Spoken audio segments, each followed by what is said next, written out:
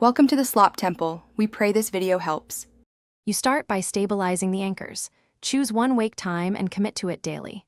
Once set, expose yourself to bright light within 30 minutes to signal wakefulness. That helps shift circadian rhythms. Meanwhile, cut caffeine after 2 p.m. and avoid alcohol close to bed because they fragment sleep. Do these now rather than later so your body begins adapting this week. Make sure to track wake time and light exposure. Small, consistent inputs yield steady changes in sleep pressure and rhythm. Next, you build an evening routine that reliably lowers arousal so sleep comes easier. Once done with daytime anchors, start a 60-90-minute wind down.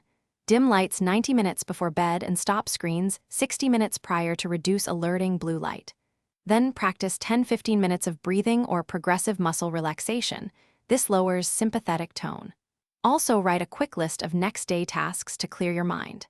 Make these habits repeatable. They train your nervous system to expect sleep when the routine. Finish by protecting the sleep opportunity and applying stimulus control. Make your bedroom cool, dark, and reserved for sleep. Go to bed only when sleepy.